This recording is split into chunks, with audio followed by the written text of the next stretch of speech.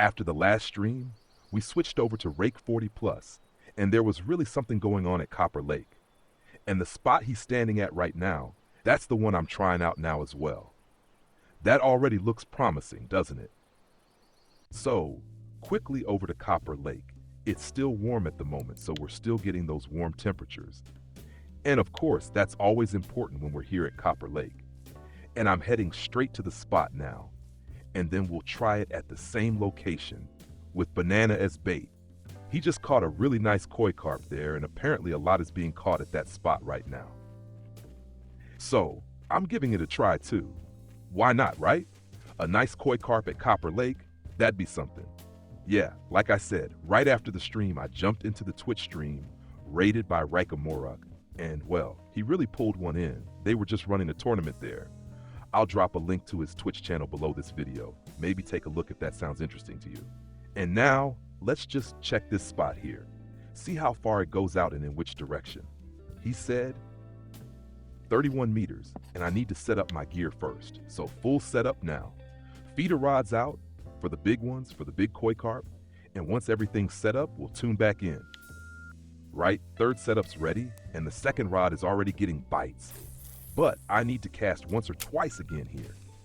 31 meters distance. That's actually quite a bit, so I have to place the ground bait mix properly. All right, come on. And cast again. 31 meters, nice and far out. Because my feeder rods aren't skilled, they spread a bit more at that distance. In terms of position, let me show you on the map again. It's actually this area here, and then it goes 31 meters out. That should be roughly the 3.5 meter hole. We've got about 22 meters from the bank to the box, so maybe around 3 to 4 meters more here. So roughly in this area.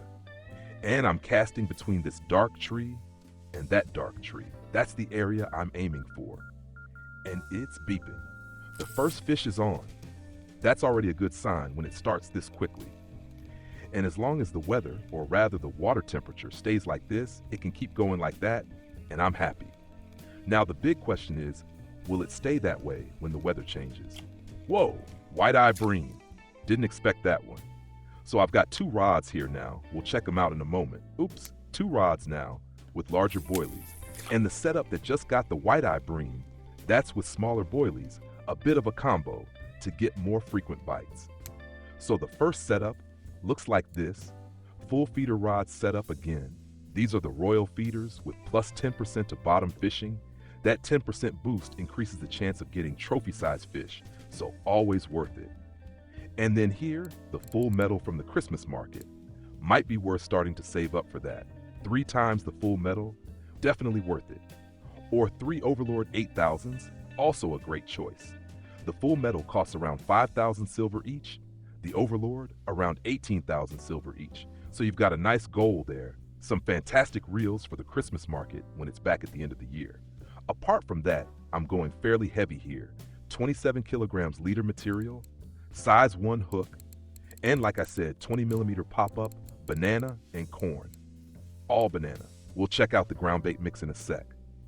Second setup, 14mm pop-up banana. That's how it's looking right now. And I'm curious to see if it really takes off here.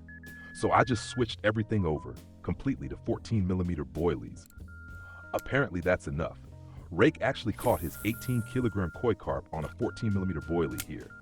So even the big ones seem to go for the smaller boilies here. And now the frequency is starting to pick up. It always takes time. Some spots here at Copper Lake can take up to half an hour before things really get going. And I've been here, I'd say about 10 minutes now, and it's slowly kicking in.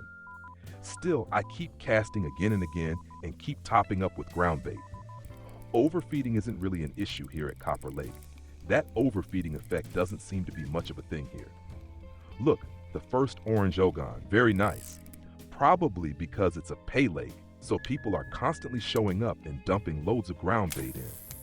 And I can totally imagine that RF4 programmed it that way, so that ground bait here doesn't have such a massive impact, so the lake doesn't get overfed too quickly, which means you can just keep throwing in more ground bait. So keep using it. Maybe even the smaller PVAs, probably not a bad idea either, and then just go for it. It's already looking good here, starting off nicely. And what we're aiming for here, besides the koi carp, is also the so-called mirror carp. Look, a scale carp too. They're also supposed to be in here, and that's definitely worth it. They pay out nicely in silver. One thing you notice again, this is another one of those spots that works better at longer range. We've seen it down at that 37-32 spot too. Where are we? Here's the spot. Also at 37-32, we're casting over 30 meters there too. So that area works. And applying that logic here, again over 30 meters, seems to work well at Copper Lake if you cast a bit farther. All right, let's see. Break's already kicking in here, even at 24 or 25, so that's enough. Not a huge fish, but still nice when you find a spot where you can regularly pull in a few koi. Totally worth it. And as long as the weather holds and the water temperature too, you just take what you can get. And here he comes. Just mentioned it, the mirror carp. Dinkelsbühl mirror carp, very nice, 7 kilos, good price, good weight. So straight back to it, and the beeping continues. That's exactly how it should go. Now it's about pushing through, waiting, and having patience. Just keep trying and testing. And I've got to say, for just these few minutes, this is already looking pretty good. Whether we're going to land the ultimate monster here, we'll see.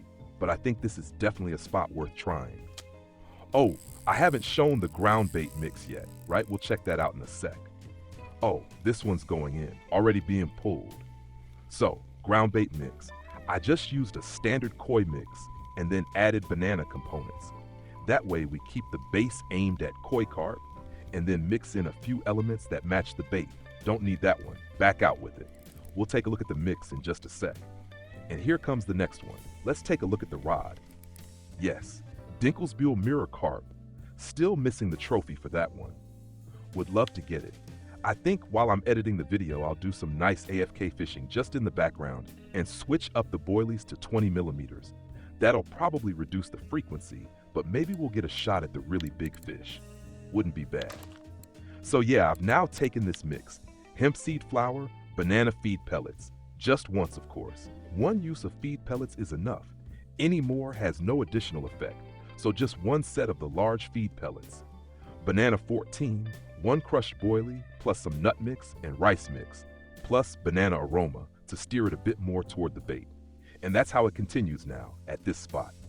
And like I said, now with slightly larger baits. That's it from this spot for now.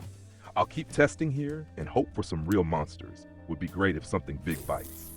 If this helped you, leave a like. Don't forget to subscribe, helps me a lot. And we'll see each other in the next video or the next live stream.